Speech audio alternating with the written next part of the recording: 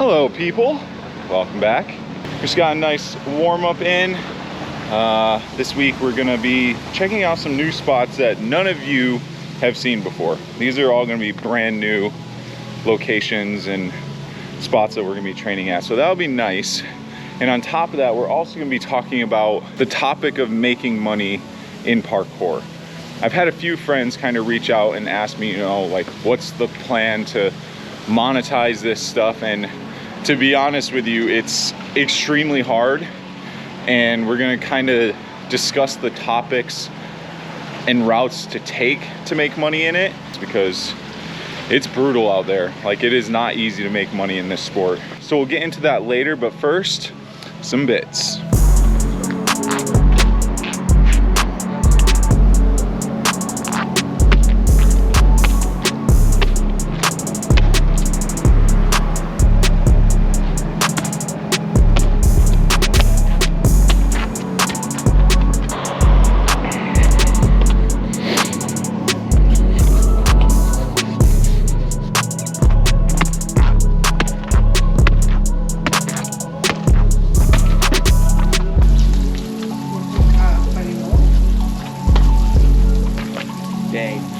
Wow, that was such a big jump.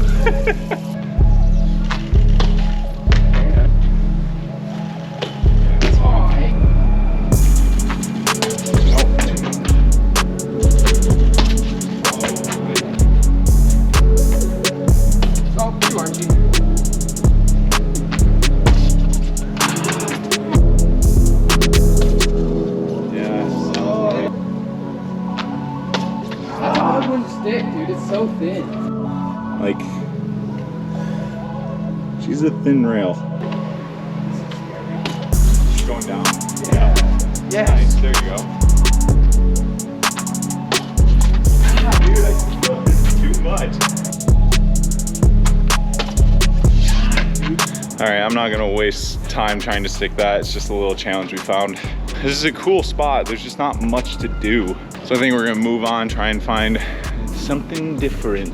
Now, the first route in monetizing the sport is this, what we do already, the YouTube side of things.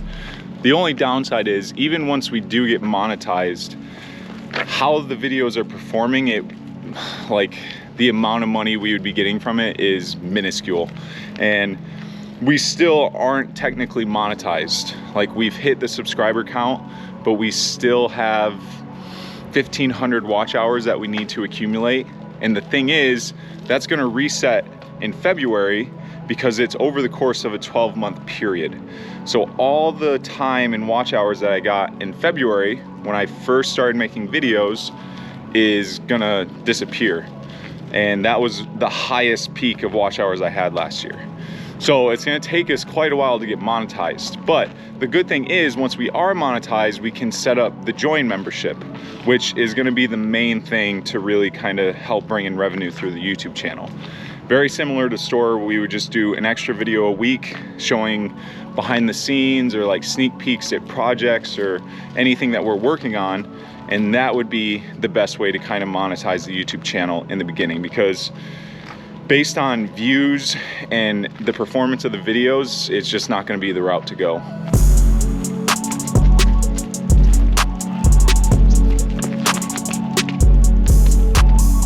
Joe, careful, there's a drop on the other side.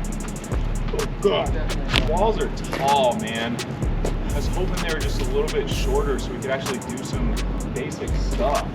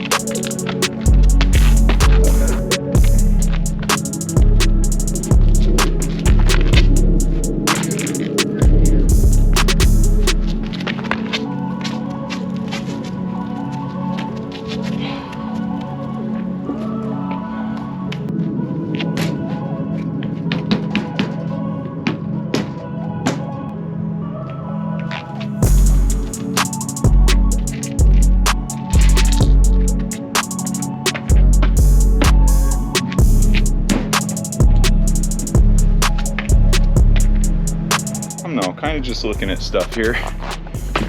Could be interesting, just a little long line coming across, up to the electrical, up to there, speed step off and down.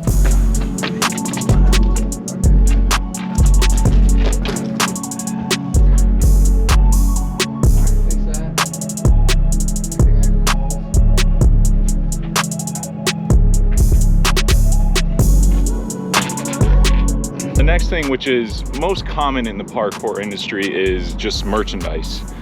And you know, we've already released one shirt, but the one shirt's not going to make a huge difference. Even when we did release it, we got like just over 20 orders, which was pretty good. It was more than I was expecting, but you really need to have something more cohesive and substantial to like really make it worthwhile.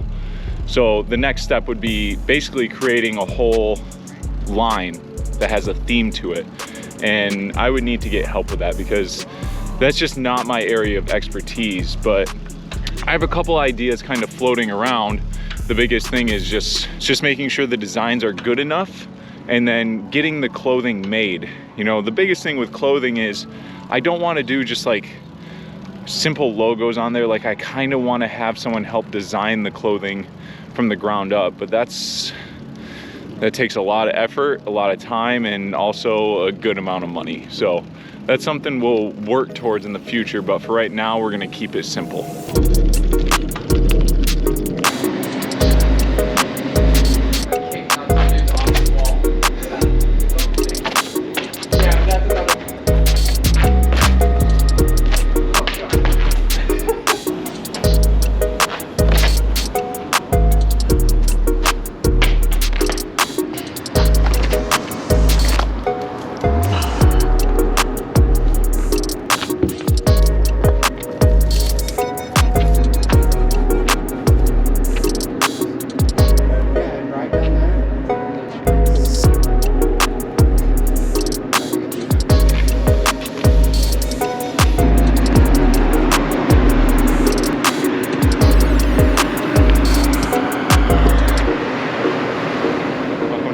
Kids. It is so hard finding any rooftop spots here in Phoenix, but it's just kind of a cool spot. Get in. Pull it out.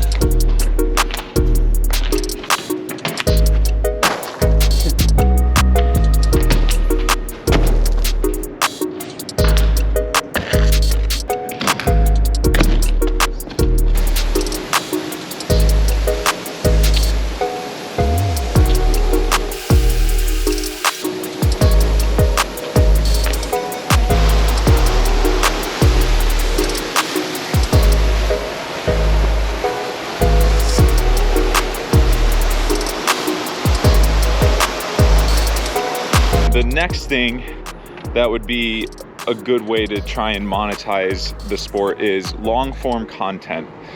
And these are projects like, you know, Super Tramps Thailand, Roof Culture Asia, Enter the Breach, Soul Destroyer, those kinds of projects that are much longer that you can charge for are a great way for not only just the athletes, but other people that want to get involved in the community, whether it's filmmakers or anything like that. Issue is that type of content has kind of been getting some heat within the community recently, mainly with Enter the Breach. And I think it was just kind of a situation of like mismanaged expectations. So many people, I think, were expecting it to be on the level of Roof Culture Asia, and it's not the case. That's not what they were trying to do with that film. So I still think that the long form content like that is one of the best ways for us as athletes to create bigger content and, you know, get paid for it. And I have a couple ideas that I want to try and make into longer documentary style features, but projects like that are huge undertakings, like tons of planning. You got to make sure you have the right crew with you, the right people to help bring it to life, and it's a whole process, but that's definitely a very viable option. Yo, new day. So yesterday was just a brutal training session. We were having some really bad creative block. Couldn't really see much in the spots we were training at. Our body wasn't feeling the greatest because last week I kind of decided to test out and see what some of my 1 rep maxes were in the gym. So the body wasn't feeling the greatest and ultimately just wasn't a great day of training. So today is Sunday. We're back out here. We're gonna do just a little bit of movement to get the body going again, talk about our last 2 points, and we'll call it a video. So let's get into it.